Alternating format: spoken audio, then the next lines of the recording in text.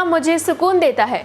Spirit विवाद के बाद दीपिका पादुकोण का बयान सामने आया है और उनकी सोशल मीडिया पोस्ट भी अब जमकर वायरल हो रही है। जहां संदीप रेड्डी वांगा ने बिना नाम लिए दीपिका पादुकोण पर आरोप लगाए थे, तो वहीं अब दीपिका पादुकोण ने भी बिना नाम लिए अपना बयान दिया है। फिल्म स्प्रिट को लेकर चल रही कंट्रोवर्सी के बीच अब दीपिका पादुकोण का एक बयान काफी वायरल हो रहा है। जी हाँ, चलिए इस बयान के बारे में मैं आपको इस वीडियो में बताती हूँ। दरअसल संदीप रेड्डी वांगा की फिल्म स्प्रिट से दीपिका पादुकोण के बाहर होने के बाद संदीप रेड्डी वांगा ने बीते दिन एक क्रिप्टिक पोस्ट शेयर किया, जिसे दीपिका पादुकोण पर निशाना माना गया। इस पोस्ट के बाद ये मामला तूल पकड़ गया और दोनों के फैंस भी आपस में भिड़ते हुए नजर आए। इस बीच दीपिका पादुकोण का एक बयान सामने आया है जो अब चर्चाएं बटोर रहा है।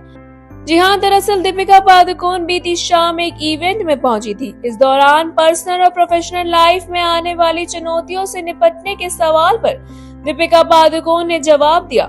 इस दौरान अभिनेत्री ने कहा, मुझे लगता है कि जो चीजें मुझे संतुलित रखती हैं, वह सिर्फ सच्चा होना और प्रामाणिक होना है। जब भी मैं मुश्किल परिस्थितियां या मुश्किल हालातों का सामना करती हूँ, तो मुझे लगता है कि अपने अंदर की आवाज को सुनने और सिर्फ निर्णय लेने व उन फैसलों पर टिके रहने में सक्षम होना मुझे वाकई में बहुत शांति देता है। तब मैं सबसे अधिक कंफर्टेबल महसूस भी करती हूँ। वहीं आपको बता दें, स्प्रिट से जुड़े विवाद और संदीप रेड्डी वांगा के उस क्रिप्टिक पोस्ट के बाद दीपिका पादुकोण का यह बयान काफी वायरल हो रहा है। हालांकि इस बयान के दौरान दीपिका ने स्प्रिट या संदीप रेड्डी वांगा का ना तो नाम लिया और ना ही इस बारे में कोई बात कही है, लेकिन फैंस दीपिका के इस बयान को इस पूरे मामले और संदीप रेड्डी वांगा को जवाब देने से जरूर जोड़कर देख रहे हैं। वहीं इस इवेंट में दीपिका बोल्ड ट्विस्ट के साथ पुराने हॉलीवुड ग्लैमर को अपनाते हुए और ओवरसाइज लाल गाउन में पहुंची थी, जिसे स्लीक बैग हेयर स्टाइल और शो स्टॉपिंग डायमंड और नीलम नेकलेस के साथ जोड़ा गया था। इस ड्रेस के कई तस्वीरें दीपिका पादुकोण ने अपने इंस्टाग्राम पर साझा की हैं। जी हाँ, दरअसल दीपिका पादुकोण हाल ही में स्वीडन के स्टॉकहोम में एक हाई प्रोफाइल फैशन इवेंट में अपनी उपस्थिति दर्ज कराने पहुंची थी। वहीं इस दौरान दीपिका ने इस खास मौके पर रेड कलर का गाउन पहना था। उन्होंने अपनी फोटो शेयर करते हुए कैप्शन में लिखा, हैज फ्रॉम स्टॉकहोम। वहीं आपको बता दें कि दीपिका पादुकोण की इस पोस्ट के सामने आने के बाद फैंस उनकी इस पोस्ट पर जमकर रिएक्ट कर रहे हैं और उनकी तारीफ कर रहे हैं। जहां एक यूजर ने लिखा, बेफिक्र रानी, दूसरे ने लिखा, संभाल नहीं सकता, बहुत सुंदर। एक और फैन लिखते हैं, रणवीर आपके लिए भाग्यशाली है। वहीं अन्य ने कहा, बॉलीवुड की कहानी ने एक शानदार पोस्ट के साथ हाल ही में हुई सभी फर्जी विवादों को हवा दे दी है। हालांकि कुछ यूजर दीपिका पादुकोण पर कहानी लीक करने को लेकर उनके बारे में तंज कस रहे हैं। प्रभास के फैंस गुस्से में हैं और कह रहे हैं कि वह उनकी अगली मूवी को बायकॉट करेंगे। इतना ही नहीं, दीपिका पादुकोण विदेश में तो चमक ही रही हैं, लेकिन स्प्रिट से उनके अचानक चले जाने से अटकलें लगातार उड़ रही हैं। बताया जा रहा है कि उन्होंने कई शर्तें रखी थी, जिनमें सिर्फ 8 घंटे काम करने को लेकर और साथ ही साथ ज्यादा फीस और फिल्म मुनाफे में हिस्सा शामिल था। वहीं नई मां बनने के बाद वो काम और लाइफ को बैलेंस करने की कोशिश भी कर रही हैं, पर उनकी ये मांग डायरेक्टर संदीप रेड्डी वांगा को जरा भी पसंद नहीं आई थी, जिसके बाद वह फिल्म से बाहर हो गई। वहीं अब बीते दिन संदीप रेड्डी वांगा ने भी एक्स पर दीपिका पादुकोण का नाम लिए बिना उन पर निशाना साधा, जिसमें उन्होंने उन पर कहानी को लीक करने, यंग को एक्टर को नीचा दिखाने और डर्टी पीआर गेम्स खेलने का आरोप लगाया। जिसके बाद अब दीपिका पादुकोण की ये पोस्ट सामने आई है, जिसने इन सभी अफवाहों को जैसे कि खारिज कर दिया हो। जी हाँ, दीपिका पादुकोण की इस पोस्ट ने यह बताया है कि उन्हें इन अफवाहों से जरा भी फर्क नहीं पड़ता। वे बस अपने काम पर ध्यान देती हैं और अपना काम करती हैं। वहीं इसी के साथ दीपिका पादुकोण के बयान ने भी इन अफवाहों पर चुप्पी साध दी है, क्योंकि उन्होंने साफ तौर पर कहा है कि वह अपने निर्णय पर टिके रहने में सुकून महसूस करती हैं और यही दीपिका पादुकोण का स्टाइल है। इन सब के बीच दीपिका पादुकोण के फैंस और प्रभास के फैंस आपस में भिड़ते हुए नजर आ रहे हैं। वहीं सोशल मीडिया पर इन खबरों ने एक दूसरे के पोस्ट करने के बाद ज्यादा तूल पकड़ लिया है। आपको दीपिका पादुकोण का स्टेटमेंट कैसा लगा? हमें अपनी राय कमेंट सेक्शन में जरूर लिखें और ऐसे ही more interesting news stories update के लिए हमारे चैनल मायापुरी कट को सब्सक्राइब करना बिल्कुल ना भूलें and also don't forget to press the bell icon. क्या बनेगी हेरा फेरी 3? क्योंकि अब आ गया है परेश रावल के वकील का बयान, जिसमें बताई गई है पूरी वजह परेश रावल की फिल्म से पीछे हटने की। परेश रावल ने अचानक से हेरा फेरी 3 छोड़ दी। इसके बाद जो बवाल शुरू हुआ वो खत्म होने का नाम ही नहीं ले रहा है। अब परेश के वकील ने इस मामले में अपनी पहली बार बयान दिया है। उन्होंने यह भी बताया कि आखिर परेश ने इस फिल्म को क्यों छोड़ा है।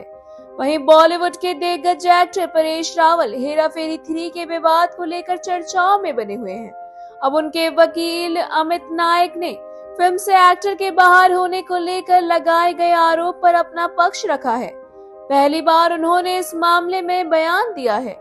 यह बयान उस समय आया जब रविवार को सुबह परेश रावल ने कहा कि उनके वकील अमित नायक ने उनके बाहर होने और कॉन्ट्रैक्ट खत्म करने को लेकर कानूनी जवाब भेज दिया है।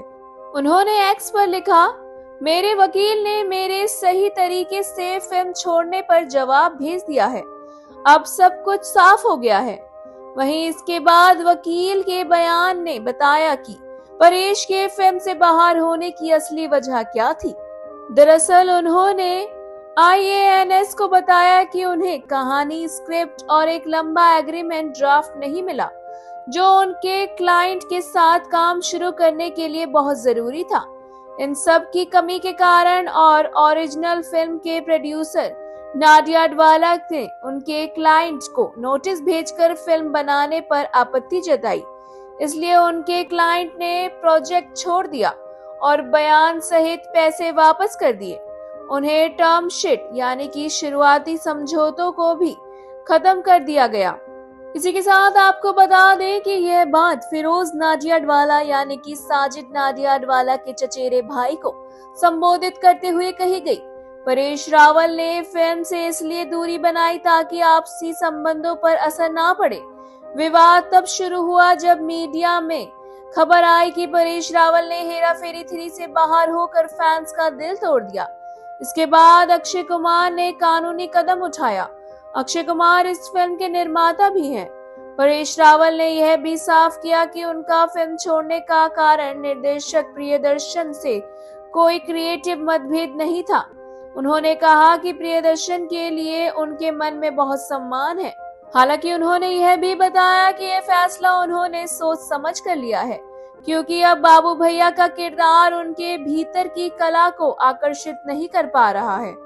वहीं इसी के साथ रविवार को उनके वकील के बयान ने यह साफ हुआ कि परेश रावल अब फिल्म के लिए किसी प्रकार से जिम्मेदार नहीं है और उन्होंने मिली रकम यानी 11 लाख रुपए ब्याज सहित लौटा दिए हैं। अक्षय कुमार की टीम का कहना था कि परेश रावल के हटने से फिल्म की टीम, शूटिंग और खर्चों को नुकसान हुआ है। इसके जवाब में परेश के वकील ने कहा, पहले तो उन्होंने पैसे लिए, फिर बाद में एक नोटिस भेजा, जबकि उन्हें पता था कि अभी ना कहानी तय की है और ना ही फिल्म के टाइटल साफ हैं। ऐसे में नुकसान की बात नहीं उठती। उम्मीद है कि अब वे सच को स्वीकार करेंगे और आगे बढ़ेंगे। अब जब दोनों पक्ष अपने अपने कानूनी कदम उठा रहे हैं, तो अभी तक ये तय नहीं है कि हेरा फेरी फ्रेंचाइजी का भविष्य क्या होगा। क्या हेरा फेरी 3 बनती है या नहीं, इस पर अभी तक कोई भी फैसला सामने नहीं आया है। आपको क्या लगता है? क्या आप भी हेरा फेरी 3 के लिए एक्साइटेड हैं? हमें अपनी राय कमेंट सेक्शन में जरूर लिखें और ऐसे ही more interesting news stories update के लिए हमारे चैनल मायापुरी कट को सब्सक्राइब करना बिल्कुल ना भूलें and also don't forget to press the bell icon. Miss grand International 2024 रही रेचेल गुप्ता ने क्राउन लौटाने का ऐलान किया है। वहीं ब्यूटी पेजेंट ऑर्गेनाइजेशन ने पोस्ट कर दावा किया है कि रेचेल गुप्ता को खिताब से टर्मिनेट किया गया है। जी हां, पंजाब के जलंधर की रेचेल गुप्ता ने मिस ग्रैंड इंटरनेशनल 2025 का खिताब जीतकर इतिहास रच दिया था। साल 2013 में शुरू हुआ ये ब्यूटी पेजेंट थाईलैंड में आयोजित हुआ था। जिसमें 70 देशों के कंटेस्टेंट्स ने हिस्सा लिया था। इसमें 20 साल की रचेल गुप्ता ने बाजी मारी थी और देश का नाम रोशन कर दिया था। हालांकि रचेल को मिस ग्रैंड इंटरनेशनल 2024 बने एक साल भी नहीं हुआ कि उन्होंने सोशल मीडिया पर पोस्ट कर खिताब लौटाने का ऐलान कर दिया है। लेकिन स्थिति ने तब नाटकीय मोड़ ले लिया जब आयोजकों ने बयान जारी कर दावा किया कि वास्तव में रचेल को ऑफिशियली मिस ग्रैंड इंटरनेशनल 2024 से बर्खास्त कर दिया गया है। अपने इंस्टाग्राम पोस्ट में 21 साल की रचेल गुप्ता ने कहा कि उन्हें टॉक्सिक माहौल और बार बार अधूरे वादों का सामना करना पड़ा। उनके अनुसार पद छोड़ना एक कठिन लेकिन जरूरी फैसला था। रचेल गुप्ता ने पोस्ट में लिखा, ये ताज पहनाया जाना मेरी लाइफ का सबसे प्यारे सपनों में से एक था, लेकिन ताज पहनाए जाने के बाद के महीनों में वादे टूट गए, दुर्व्यवहार हुआ, एक ऐसा टॉक्सिक माहौल रहा जिसे मैं अब चुपचाप बर्दाश्त नहीं कर सकती। गुप्ता ने यह भी खुलासा किया कि वह जल्द ही एक वीडियो जारी करने की योजना बना रही हैं, जिसमें वह अपनी पूरी कहानी शेयर करेंगी। उन्होंने कैप्शन में लिखा, सच्चाई बहुत जल्द सामने आएगी। अपने ग्लोबल सपोर्ट को संबोधित करते हुए उन्होंने कहा, अगर इस खबर ने आपको निराश किया है तो मैं ईमानदारी से आपसे माफी मांगती हूँ। प्लीज समझे कि यह कोई आसान फैसला नहीं था, लेकिन यह मेरे लिए सही था। वहीं आपको बता दें, जहां रचेल गुप्ता ने खिताब छोड़ने की वजह पर्सनल स्ट्रगल और टॉक्सिक वर्क एनवायरनमेंट बताया, तो वहीं मिस ग्रैंड इंटरनेशनल यानी कि MGI ऑर्गेनाइजेशन ने इसके पीछे अलग ही कहानी बताई है। जी हां, अपने सोशल मीडिया प्लेटफॉर्म पर पोस्ट किए एक आधिकारिक बयान में पेजेंट ने कंफर्म किया कि गुप्ता को आधिकारिक तौर पर उनके पद से हटाया गया है। मिस ग्रैंड इंटरनेशनल ऑर्गेनाइजेशन ने अपनी स्टेटमेंट में लिखा, miss grand international organisation miss Rachel Gupta को मिस ग्रैंड इंटरनेशनल 2024 के खिताब से तत्काल प्रभाव से टर्मिनेट करने की घोषणा करती है। वहीं बयान में कहा गया कि संगठन ने यह भी अनुरोध किया कि वह 30 दिनों के भीतर MGI हेड ऑफिस को क्राउन वापस कर दे। ऑर्गेनाइजेशन के मुताबिक गुप्ता अपनी जिम्मेदारियों को पूरा करने में फेल रही, क्योंकि वह अनऑथराइज्ड एक्सटर्नल प्रोजेक्ट्स में शामिल रही और उन्होंने ग्वाटेमाला के ऑफिशियल ट्रिप में शामिल होने से भी इनकार कर दिया। वहीं आपको बता दें कि मिस ग्रैंड इंटरनेशनल 2024 का खिताब लौटाने वाली रचेल गुप्ता पंजाब के जलंधर में रहने वाली हैं। वह साल 2022 में miss super talent of the world का खिताब जीत चुकी हैं। वह एक मॉडल हैं और अपने मॉडलिंग करियर के अलावा वो एक एंटरप्रेन्योर भी हैं। रचेल सोशल मीडिया पर भी काफी एक्टिव रहती हैं।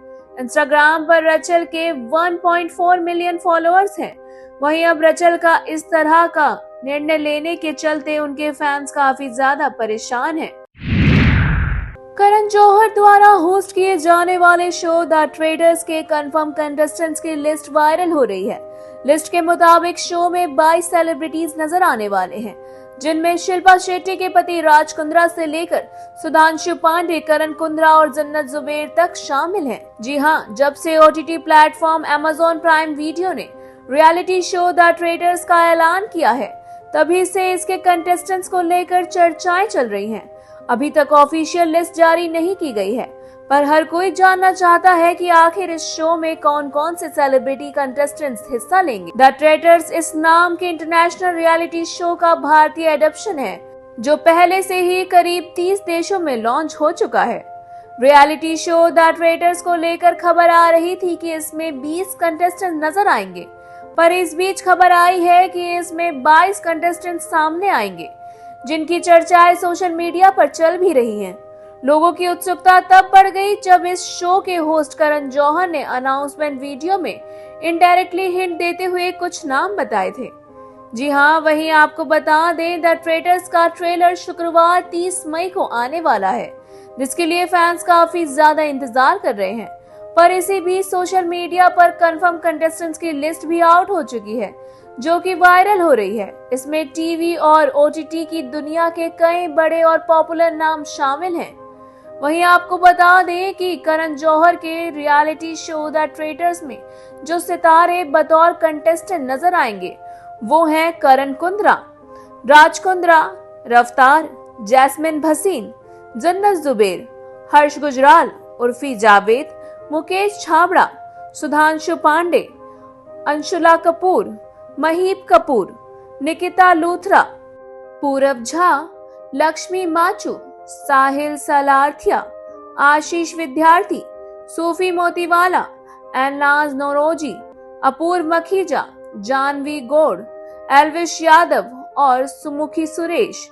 इस शो के लिए जेनिफर वेंकट और उनके पूर्व पति करण सिंह ग्रोवर का भी नाम सामने आ रहा था, पर इस लिस्ट के मुताबिक वो शो का हिस्सा नहीं है। हालांकि अभी इसकी आधिकारिक पुष्टि नहीं की गई है, हो सकता है कि वो भी इस शो में दिखाई दे।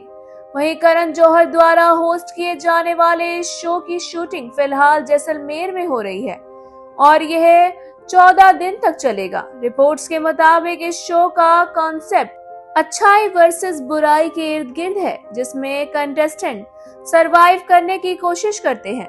कंटेस्टेंट्स को 2 समूहों में बांटा जाएगा, एक में अच्छे नागरिक होंगे और दूसरे में माफिया। जी हाँ, वहीं आपको बता दें कि रिपोर्ट्स के अनुसार द ट्रेटर्स को बिग बॉस और कुछ अन्य रियलिटी शो का मिक्स मैच कहा जा रहा है। कुछ रिपोर्ट्स बताती हैं कि कंटेस्टेंट्स को पूरी तरह से बंद नहीं किया जाएगा, लेकिन उनके बीच 24/7 होने वाले बहुत सारे ड्रामाओं को कैद किया जाएगा। वहीं इसी के साथ आपको मैं बता दूं कि द ट्रेटर्स 12 जून को Amazon प्राइम वीडियो पर स्ट्रीम किया जाएगा और हर गुरुवार रात 8 बजे एक नया एपिसोड आएगा। शो के विनर को 1 करोड़ रुपए की प्राइज मनी जीतने का मौका मिलेगा और इस शो को host king Karan Johar host करने वाले हैं। वहीं ये भी पक्का है कि इन कंटेस्टेंट्स के साथ फैंस को इस शो में काफी कुछ दिलचस्प देखने को मिलेगा। इस शो में सबसे अहम बात होगी धोखा, जो हर कोई हर किसी को देगा। लिवर कैंसर के अलावा दीपिका कक्कड़ को है एक और बीमारी। आंखों में आंसू लिए जाहिर करती दिखी एक्ट्रेस अपना दर्द। जी हां, एक्ट्रेस ने हाल ही में एक व्लॉग में अपने दर्द के बारे में बताया और अपनी नई बीमारी का खुलासा भी किया है। टीवी की पॉपुलर एक्ट्रेस दीपिका कक्कड़ इन दिनों खबरों में बनी हुई हैं। जी हां, दीपिका कक्कड़ इब्राहिम इन दिनों दर्द से गुजर रही हैं। उन्हें स्टेज 2 का लिवर कैंसर हुआ है। दीपिका ने सोशल मीडिया पर पोस्ट करके इसका अपडेट भी शेयर किया है। आपको बता दें, दीपिका कक्कड़ इब्राहिम इन दिनों खबरों में है। दीपिका को लिवर कैंसर हुआ है। एक्ट्रेस ने सोशल मीडिया पर पोस्ट करके इसकी जानकारी शेयर की। इसके बाद शोएब इब्राहिम ने यूट्यूब पर वीडियो भी डाला। इस वीडियो में शोएब और दीपिका ने इसके बारे में बताया है। शोएब ने बताया कि दीपिका को सबसे पहले गॉल ब्लैडर में पथरी हुई थी। गॉल ब्लैडर में पथरी की वजह से ही पेट में दर्द हुआ। दीपिका को एक साथ कई बीमारी हो गई। गॉल ब्लैडर में पथरी के बाद दीपिका को लीवर में ट्यूमर का पता चला, जिसके बाद दीपिका कक्कड़ ने अपने बेटे रूहान को फीड कराना बंद कर दिया और इसके बाद दीपिका को फ्लू हो गया। एक्ट्रेस को बहुत तेज बुखार हो गया था, जिसके कारण उन्हें अस्पताल में भर्ती कराना पड़ा था और इसी कारण के चलते दीपिका की ट्यूमर सर्जरी आगे के लिए टाल दी गई। शोएब इब्राहिम ने वीडियो में बताया कि दीपिका को जो पेट में दर्द उठा था वो गॉल ब्लैडर में पथरी थी, उसकी वजह से उठा था। गॉल ब्लैडर में पथरी की वजह से ही दर्द शुरू हुआ और फिर वो ठीक नहीं हुआ। फिर हमने सीटी स्कैन करवाया, फिर हमें पता चला कि ट्यूमर है, फिर उसके बाद कैंसर का पता चला। इस सब में यह अच्छा है कि पथरी की वजह से बड़ी चीज समझ में आई। आजमाइश का वक्त है, ये वक्त भी निकल जाएगा। जी हाँ, इसके आगे दीपिका ने कहा, मैं मानती हूँ कि डर हर किसी को लगता है। मैं भी बहुत ज्यादा डर गई थी, लेकिन उस दिन हॉस्पिटल में इतने सारे मरीजों को देख, हम अपने आसपास इतने सारे केस सुनते हैं, तो ये भी मुझे हिम्मत देता है। मैं इससे निकल जाऊंगी। जी हाँ, वहीं आपको बता दें कि दीपिका कक्कड़ की ट्यूमर सर्जरी अगले हफ्ते होगी। उन्हें स्टेज 2 का लिवर कैंसर बताया गया है। इसके चलते दीपिका अपने बेटे रूहान को फीड भी नहीं करा पाई हैं और उन्हें अपने बेटे रूहान से काफी समय तक दूर भी रहना पड़ा था। वहीं अब वह कुछ टाइम के लिए घर वापस आ गई हैं क्योंकि उनकी अभी हेल्थ स्टेबल बताई जा रही है। वहीं अगले हफ्ते डॉक्टरों ने उनकी सर्जरी की डेट दी है, जिसके बाद दीपिका की लिवर ट्यूमर की सर्जरी हो जाएगी। वहीं आपको बता दें कि दीपिका कक्कड़ के फैंस भी इन दिनों उनका खूब ज्यादा ध्यान रख रहे हैं और उन्हें अपनी प्रे में शामिल कर रहे हैं। दीपिका भी अपने फैंस से उनके लिए प्रे करने की अपील कर चुकी हैं। वहीं दीपिका के पति भी दीपिका के लिए प्रे करने की फैंस से अपील कर चुके हैं। फिलहाल दीपिका अभी स्टेबल हैं और जल्द ही उनकी सर्जरी की जाएगी। पर आपको दीपिका कक्कड़ के इस स्टेटमेंट के बारे में क्या कहना है, हमें अपनी राय कमेंट सेक्शन में जरूर लिखें और ऐसे ही more interesting news stories update के लिए हमारे चैनल मायापुरी कट को सब्सक्राइब करना बिल्कुल ना भूलें and also don't forget to press the bell icon. आए दिन फैंस को बिग बॉस से रिलेटेड नई खबरें देखने को मिल रही हैं। वहीं अब बिग बॉस OTT 4 को लेकर नई अपडेट आई है जिसने फैंस को खुश कर दिया है, क्योंकि अभी तक लग रहा था कि बिग बॉस OTT इस बार नहीं आएगा, लेकिन अब इससे जुड़ी एक नई और अच्छी खबर सामने आ गई है। कलर्स टीवी के famous reality show big boss नए सीजन के साथ वापसी करेगा। बिग बॉस का नया सीजन जुलाई के आखिरी हफ्ते या फिर अगस्त की शुरुआत में आएगा। अभी ये तय नहीं है कि यह बिग बॉस 19 होगा या फिर Bigg Boss OTT 4। Show Viacom group के साथ होगा या फिर जियो हॉटस्टार पर आ सकता है। जी हाँ, कलर्स टीवी के famous reality show big boss के OTT और टेलीविजन दोनों पर नए सीजन के साथ वापसी को लेकर काफी ज्यादा चर्चाएं हो रही हैं। अटकलों से लेकर गिरती TRP के कारण इसे बंद किया जा सकता है और या फिर इसका सीजन छोटा भी किया जा सकता है। सलमान खान का होस्ट किए जाने वाला यह शो लगातार खबरों में बना हुआ है। हालांकि नए रिपोर्ट में पता चला है कि बिग बॉस का यह सीजन आएगा और यह मिस नहीं होगा। जी हां, शो से जुड़े एक सूत्र ने इंडियन एक्सप्रेस को बताया कि अभी यह तय नहीं हुआ है कि यह बिग बॉस 19 होगा या फिर बिग बॉस OTT 4, लेकिन बिग बॉस का नया सीजन जुलाई के आखिरी हफ्ते या अगस्त की शुरुआत में जरूर दिखाई देगा। साथ ही यह तय करने के लिए अभी भी बैठक चल रही है कि क्या एक लंबा सीजन चलेगा या फिर टीम OTT के उसी पुराने प्रारूप को बरकरार रखेगी। उसके बाद टीवी वर्जन आएगा। सूत्र ने बताया यह तय है कि यह शो वाईक्रॉम ग्रुप के साथ होगा, जियो हॉटस्टार पर आ सकता है। हालांकि इस पर क्लैरिटी आनी अभी बाकी है। वहीं आपको बता दें कि सूत्र ने आगे यह भी कहा कि अभी तक यह तय नहीं हुआ है कि OTT वर्जन पहले प्रसारित होगा या टीवी वर्जन। हो सकता है कि ये पहले की तरह पुराने तरीके से हो। यह भी कहा जा रहा है कि टीम इस सीजन के लिए OTT फर्स्ट मॉडल पर सोच रही है। जी हाँ, वहीं आपको बता दें हालांकि शो का समय या प्लेटफॉर्म यहाँ तक कि यह किस वर्जन में दिखाई देगा इस पर कोई भी आधिकारिक पुष्टि नहीं की गई है। हालांकि पिछली मीडिया रिपोर्ट्स की बात करें तो ये बताया गया था कि सलमान खान जून के अंत तक नए सीजन के प्रोमो की शूटिंग करेंगे। शो के बारे में एक और अपडेट यह भी था कि मेकर्स केवल सेलेब्स के लिए शो बनाएंगे और नए शो में कोई भी सोशल मीडिया इन्फ्लुएंसर नहीं होगा। हालांकि कास्टिंग को लेकर अभी तक कोई पुष्टि नहीं की गई है।